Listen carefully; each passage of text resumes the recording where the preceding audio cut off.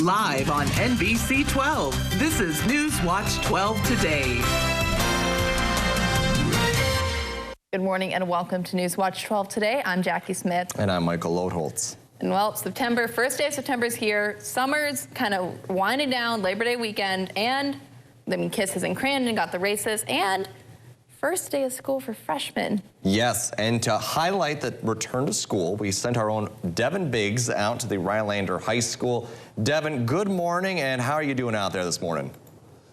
Good morning. I'm actually a little chilly out here right now. It's cool as we start things off, a little bit of a breeze. So yeah, maybe a jacket or a sweatshirt this morning as you head out the door. I just have my polo and this jacket on, so definitely try to stay warm for a bit, though, but the sun's rising over the horizon, so yes, I mean, some warmer weather will be on the way. 80s is what we'll do today, but for now, another place that has a beautiful sunrise is over in Tomahawk. We can see a beautiful sunrise there this morning from the camera looking there, so it's nice to get a beautiful view as we start things off here in September now. Meteorological fall, too, for those that are interested in that little statistic. But otherwise, though, in Rhinelander as well, a little bit of a breeze out there. The wind's kind of backed off for the time being, but we're really going to start watching with a flag to wave around there today with some gusty winds on the way. Alrighty, partly cloudy out toward the west, moving to the east right now. I can see a few clouds overhead, so partly cloudy will be the general idea for us. And these temperatures, they're going to warm up fast. We're going to go from the upper 40s in Leona and Rhinelander and middle 40s in Merrill and other spots in the 50s this morning to the 80s coming up later on today. Bust out forecast to get the kids off to school. Most of us starting off in the 40s and 50s this morning with a partly cloudy sky. As the kids come home, though, a lot warmer, upper 70s, lower 80s, remaining partly cloudy as well. Guys? Pope Francis sent a telegram greeting to Chinese President Xi Jinping as he flew over China on his way to Mongolia. Following a near 10-hour flight, Pope Francis arrived in Mongolia's capital, Ulaanbaatar, on Friday morning. It is the first time a pope is visiting Mongolia, a largely Buddhist country with a community of about 1,500 Catholics. Elsewhere in the world, Typhoon Sola appears to be weakening near Hong Kong. Though still equivalent of a Category 4 hurricane, the storm will continue to weaken the closer it gets to the city. According to the Hong Kong Observatory, the center of the storm is forecast to stay just off the coast and could skirt within 100 kilometers south of the city. Canada has issued a warning to its LGBTQ+ citizens about traveling to the U.S. The warning says Canadians should be aware of certain state laws that may affect LGBTQ people. Those include bans on drag shows, restrictions on gender-affirming care, and participation in sporting events. Scientists have decoded an ancient aroma by identifying the ingredients used in Egyptian mummification balms. You can take a whiff of it if you're willing to travel to a museum in Denmark, where it will be in an upcoming exhibit. The fragrance is based on beeswax, plant oils, and tree resins. Marshfield is currently building a new facility to manage PFAS contamination in the city. Marshfield Utilities has begun constructing a temporary PFAS removal building at the Southside Booster Station. The city currently has 4 wells that were shut down in 2022 after tests revealed PFAS contamination in Marshfield's water. Once construction of the PFAS removal facility is complete, the wells will go back into service, currently scheduled for early 2024. Governor Evers has announced the appointment for Price County District Attorney.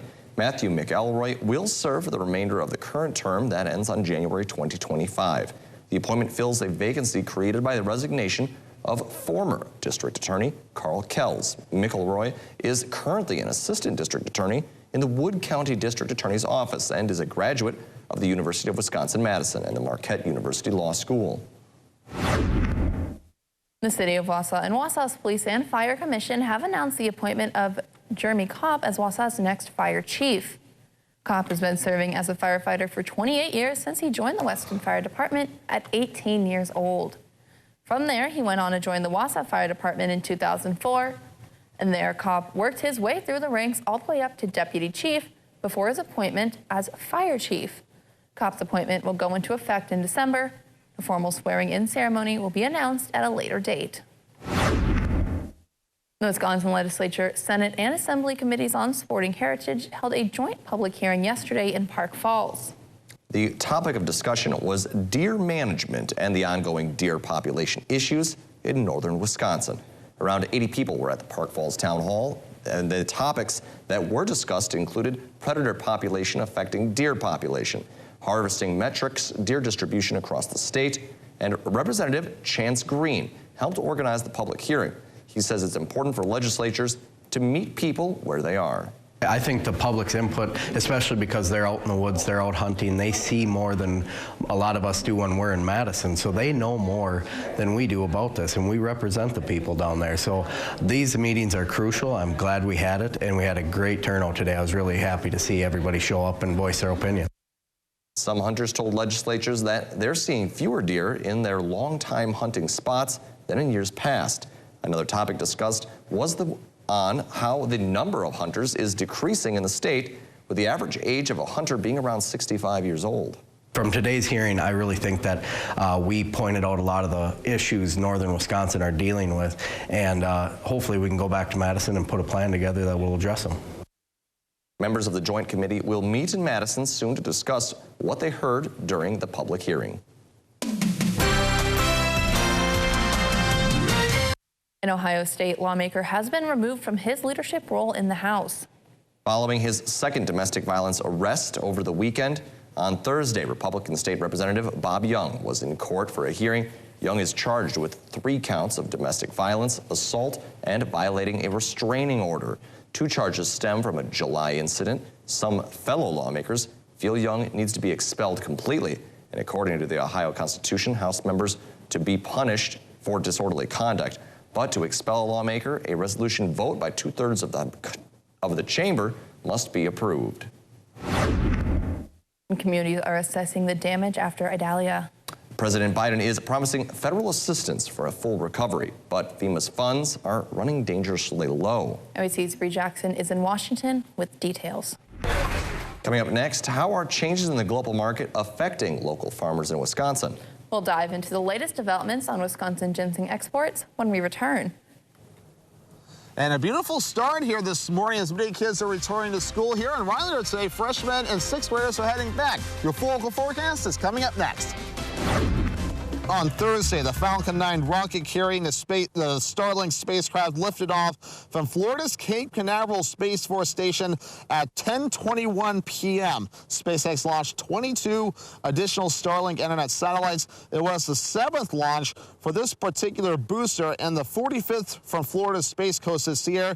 And so far, SpaceX has sent more than 5,000 of its Starlink satellites to orbit. And that's definitely very good to see, though, with more Starlink satellites going up into outer space, which of course helping to boost that satellite internet. And I even know some people up here in the Northwoods, they use that satellite service.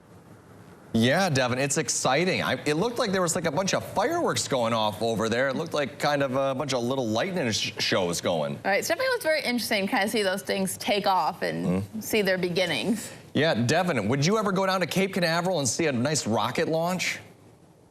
I have been to Cape Canaveral before, unfortunately not for a rocket launch, but I would definitely go to. When I went down there, it was years ago when I was still a child, and the space shuttle program was still going on. It was on the launch pad. This wasn't launching that day, but it would definitely be cool to see that in person. So they didn't launch you into space? No, they did not launch me into outer space. So I don't know how I would react to that, though, because there's a lot of training, a lot of ways to adjust to that, though. And I know, maybe we should put Michael Lodeholtz in outer space, see how he feels to have a little bit of floating around, right? Michael, I would like that. I do enough floating around in the water. I think the spaces where Devin Biggs could go, you could see the weather a lot better from up there. You could really track a system, I think, right? Oh, for sure. You basically have your eyes as if you were with the satellite imagery, too, and all that we have there. You basically have that, too, only with your own 2 eyes, which is definitely very cool, though. But I'm okay having my feet here on the ground, though, because I know many people have their feet on the ground, or maybe they haven't rolled out of bed just yet. Hopefully, most high schoolers have rolled out of bed. They're going to be a 9th grade freshmen as they're starting school today. Yeah, hopefully they have some good weather as well at the start of their school day, Devin.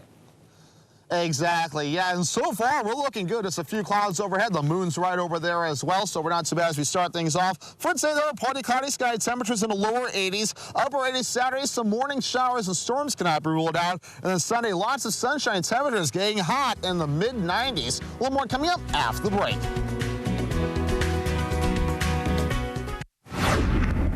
Good morning and welcome back. Today, Friday, September 1st, is the World Letter Writing Day, Jackie. Yes, author Richard Simkin founded the unofficial holiday in 2014. I would have guessed it would have came earlier. Yeah. Simkin fell in love with writing letters and while writing to people he considered to be legends in Australia.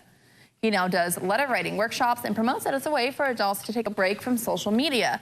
To celebrate World Letter Writing Day, just pick a friend or relative, grab some paper and pen, and write a letter to them. You know, I still write letters occasionally. I like it. I think it's fun. I used to have, do pen pal stuff with one of my friends. Really? What was the last letter you wrote? To my grandma. To your grandma. Handwritten? Yes, it was, because I was just giving her an update on things. Yes. She can read your handwriting. Sometimes. That's impressive. Mighty impressive. It's always tricky, you know, making these handwritten letters, because even if you write in cursive, you know, and you write as neatly as you can, sometimes your cursive writing is not legible to other people's cursive writing. Yes. It's just, there's no conformity here. My family just we all have really bad handwriting. And so, while I may write a letter to my grandma that she can maybe read half of it, she writes a letter to me, I can't read any of it.